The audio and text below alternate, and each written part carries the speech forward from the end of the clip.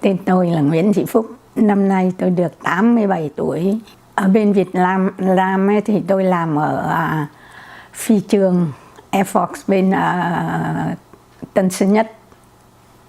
Công việc của tôi là Computer Operator 11 năm. Cái chỗ đó tên là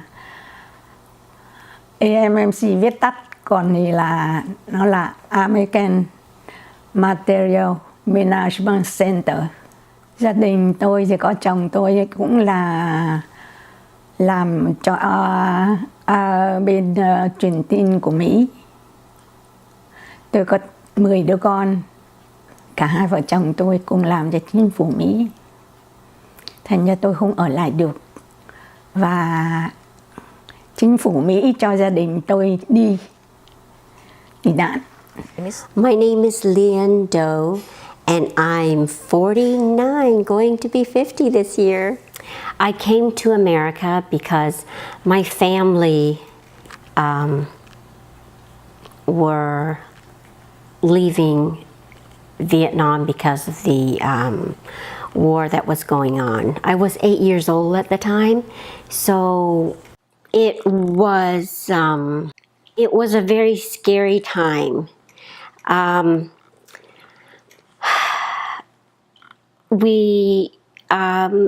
knew we were going somewhere, and I knew we were going somewhere far away. I knew, that we had to be together with the family all the time. My mother, prior to this, to leaving, I think it was perhaps like half a year prior, she prepared for us a bag, an emergency bag. And I am the youngest of 10 children, and she lined us all. We all had to sit there and listen and watch. Inside that emergency bag, she packed rice balls. And she said, this is what you're going to eat, and this is how you eat it. You cut the rice ball, you dip it in the peanut, crushed peanut and sesame, and that's how you were to sustain, to go on and live. And then inside, she said, if you were ever captured by people you don't know, and if they make you go to any sort of camp, this is the pill that you have to take. You put it inside your mouth and you bite on it, and I guess it's supposed to kill you or something, but I don't think she mentioned to say that, but my sisters explained it to me later. And we each had a doggy tag. On the doggy tag stated our whole name. Đỗ Thị Kim Liên, that's my whole name in Vietnamese. Our blood type, where our address, our parents' names, and when we were born. So Mom showed us how to patch up if we were bleeding. If we were had any injuries, she showed us how to patch it up. If our arms were broken, if anything that happened to our body, she showed us what to do. My name is Cho Papatheodoro, although my Vietnamese name is Đỗ Thị Minh Cho, and I am 57 years old today. The month before the fall of Saigon, our family left Vietnam on the April 27th, 1975, which is 3 days before the fall of Saigon happened.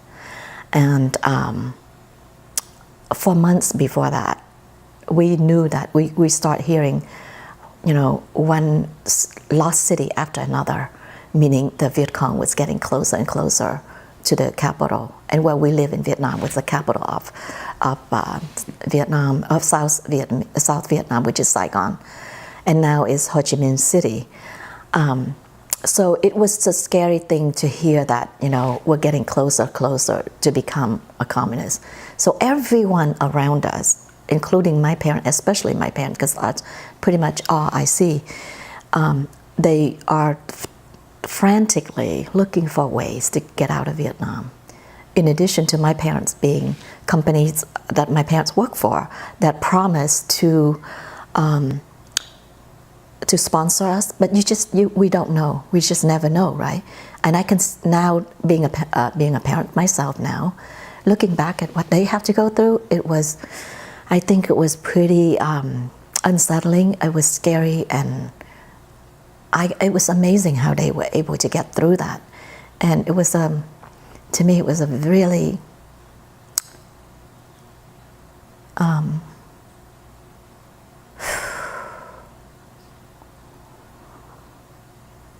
Brave. wow, yeah, I think brave, and I didn't really expect the emotional aspects of it, that comes, when talking about this, all of that emotion came back. Anyway, so the day, let me just go ahead and forward to the day when we received a phone call from my dad's company saying that, we were supposed to go to a location, a secret location, to meet them there in 2 hours. We had 2 hours to pack all of our things and, to carry everything and to gather everyone in the family to that location. There was a big, huge Jeep, military Jeep, the kind that has, that fits about maybe 20-something people, and it has 2 benches on the side, has tarp over the top, and then the tarp that, where you close and zip up so that nobody can see inside, but that's something like of military sorts is inside. So each family basically give the person, the military police, we call it MP, the American military police, are family. There's it's like a family roster. It's like identification card of the family, of who are all of the people that reside in your home. And so we basically have all these names, give it to the guy, and the guy was reading one name out at the time. And so one thing that I left out was my aunt, who was, because one of the city had lost some side, from Vietnam. She basically came and stayed with us like a month before, because her city was, lost to the communists, and, she refuged at her home. So she came with us on this trip, and my dad literally had to write her name down and just pray that they don't recognize that it was right in at the last minute. So in any case, they all read our name. So, she passed, and then we all went in. And so we, one by one, we got loaded into the Jeep, and we got 2 benches, and then the people either stand or sit in the middle of the Jeep, right? And they took us to they drove us to the airport. Later on, we found this airport because we were all closed. We didn't know where we were going. So we got to the airport. We were staying at the airport until maybe like 2 or 3 o'clock in the morning, and we were waited there. And then we were told to, get on our feet and, get onto the plane. So imagine 2 or 3 o'clock in the morning. They asked us to go from where we were waiting in a room to, and there was other families too that we known about, and we basically, they told us to walk very fast, or at least almost running, to into the plane. And as it turned out, I learned later what kind of airplane it was. It was a C-130, which is a cargo plane.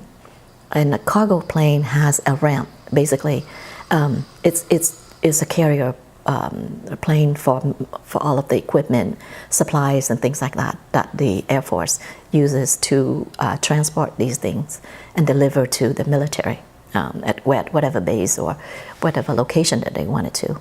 So in this case, there was no cargo. What they're transporting was us. And so we basically running up this ramp that has been, it's sort of like, if you look at the this airplane, it would look like an upside down garage door that's been sitting down with the ramp up, and you run into that, and we were asked to shove as much or be as close as inside towards further away from the door, and you sit down with your knees to your ears and brace yourself on the floor. So everybody was packed in like sardines. And once it was full enough, they cut it off, closed the door, and then we took off. And that's how we left Vietnam. My name is Lam Gian Nguyen. I'm currently 54 years of age. I left the country with my family back in 1975. At that time, I was only 11 years old. I didn't know what is going on. I know for the fact that my dad is in the military and we have a war going on with North Vietnam. I remember that day we have to leave the house because they're bombing into our cities, and my dad told me, or told the family, we're going to get out the house temporary only and we should return at night. But the bombing continued and I got lost through running out of the house.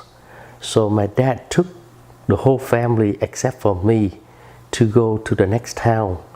I then slept over with a friend of mine, and then he wasn't home, so the maid opened the door and asked me to come in. So I came in. By the time at 6 o'clock in the evening, I couldn't find or locate my family. So I told her that I need to go back to my house to look for my dad. She said, if you feel safe, then you can go. So I left her house or my friend's home to go back home to look for my dad. When I came back, there's nobody there. But luckily I ran into my uncle, who is my mother's brother, who also happened to be around. So he told me to come along with him. So we did. We went into a bus station. So he told me that let's go to the next city, because I told him that my dad had taken the family to that city called Vung Tau. So we took in the bus, go to Vung Tau, and then a few hours later my dad came, and then somehow we meet again. And then that was only the 28th or the 29th of April. And then my mom knew that, sooner or later we have to leave the country because what's going on, they continue to bomb the cities. My dad, on the other hand, didn't want to leave the country because he feel like he deserted his man. He is in the commander, he have about 600 to 700 people under him. So he feel really bad that he left them there to come home and then be with us. So he didn't want to leave the country, period. But my mom insisted we need to go because, sooner or later they will take over the South Vietnam. So we decided next day, which is the 29th, we all decided to go to the boat and get out to the sea. We go barehanded with whatever we have or wear at that day, and that was it. So my mother, I remember, this is best of my knowledge, she pulled out all her jewelry to give it to them. And then she said that's all she have to give to get onto that boat. So we start from scratch. By the time we reach to Michigan or Kalamazoo, for a few days, I don't know what's going on. There's a lot of hunger. I see a lot of people that got injured from the bomb, blood everywhere. Kid was crying. Each time I opened my eyes, it's just like horrible scene. I was only 11, but I can hear the moaning, the crying of all that. So I was too young to understand the loss of the kids, the loss of the dad, or the loss of the mom. So by the time we reached the sea, I was totally passed out. I saw my dad just listen to the radio to hear the announcement that, what's going on. On the 30th, they announced that the country was totally or completely lost to the North Vietnam. So from there we drift to the sea. Tôi tên là Tiffany Tống và năm nay thì tôi được 48 tuổi. Cái lý do mà tôi đi ra tới nước Mỹ này đó là vì gia đình của tôi, bố mẹ tôi là thứ nhất, bố tôi là cựu quân nhân trong thời Đệ nhị Cộng hòa và mẹ tôi là nhân viên của chính phủ Hoa Kỳ làm việc tại Việt Nam. Và sau khi nước Việt Nam bị mất vào tay cộng sản thì gia đình tôi đã cố gắng để mà có thể đi ra khỏi nước Mỹ trong cái thời điểm của năm 1975. Nhưng vì lúc đó bố của tôi vẫn còn ở tại quân trường, cho nên thành thử ra gia đình tôi đã không có cơ hội để đi tìm tự do vào năm 1975. Sau đó trong cái khoảng thời gian sống với chế độ cộng sản, gia đình của chúng tôi đã gặp rất là nhiều sự khổ sở, và bố của tôi đã phải đi vào học tập cải tạo, và họ đã học tập cải tạo, và bố của tôi đã học tập cải tạo đến 5 năm, sau đó mới được trả tự do về. Và trong cái thời gian đó thì mẹ của tôi đã buôn bán để mà nuôi hai anh em chúng tôi, và và đã có nhiều lần đã cho chúng tôi đi vượt biên để mà tìm tự do tại đất nước Hoa Kỳ. Nhưng mà tất cả những lần đi vượt biên đó chúng tôi đều bị thất bại. Thậm chí chính bản thân của tôi lúc đó chỉ được 8 tuổi thôi, và anh tôi thì 9 tuổi. Chúng tôi đều bị bắt vào trại tù của cộng sản và bị giam khoảng 2 tuần lễ, và sau đó thì được trả về với gia đình. Và liên tục trong vòng 7 năm trời như vậy, chúng tôi đã tìm mọi cách để mà đi vượt biên, để mà tìm tự do. Nhưng mà chúng tôi đã không thành công. Và cuối cùng đến năm 1987 thì bố mẹ tôi, nhất là mẹ tôi, đã được chính phủ Hoa Kỳ cho đi theo cái diện tị nạn chính trị. Và chúng tôi đã tới được đất Mỹ vào năm 1987.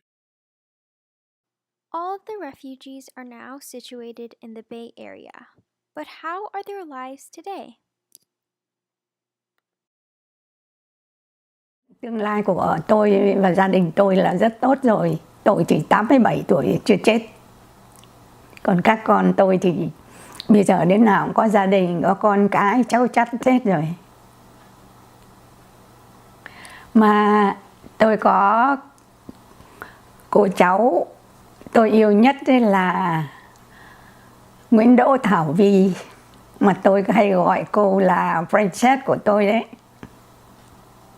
Being here now is, I thank God every day for what I have.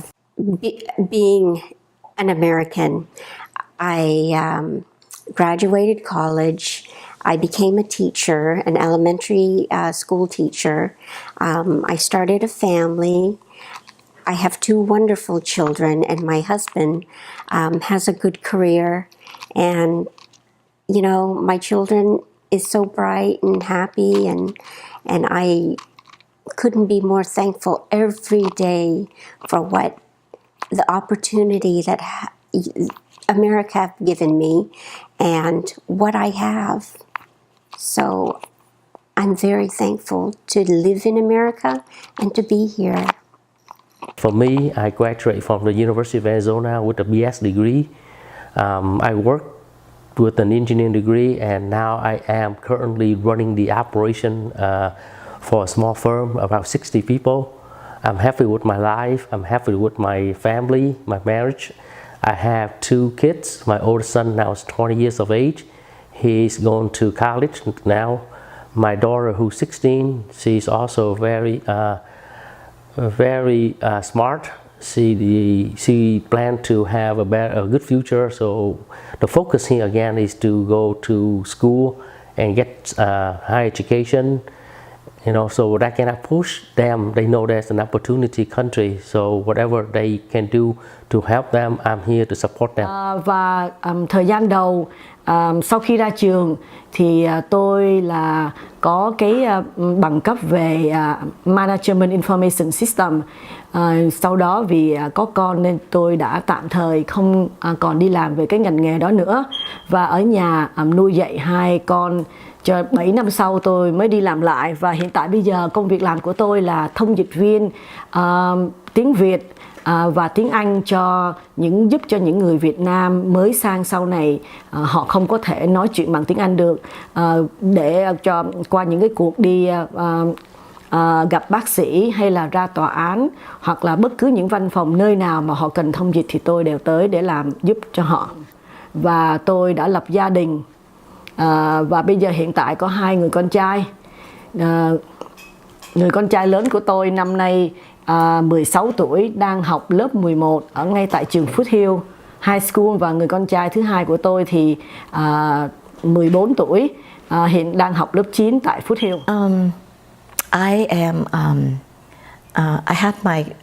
So I finished college here, as in I got a BS in double E in engineering, and so I've been working for the past, I would say, 30, 40 years in the high-tech industry. Also, I have 2 children who are twins. They graduated from college last June, and so I'm living in the Silicon Valley. My family lives close by, and I'm really thankful that I have this opportunity to share my story. Not only sharing my story, but having the life that I have now, hasn't it, for the kindness and the caring of the American government, and the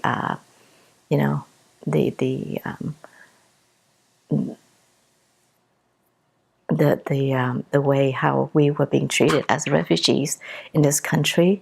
I don't think any other country in the world could compare. I mean, we could not ask for anything better.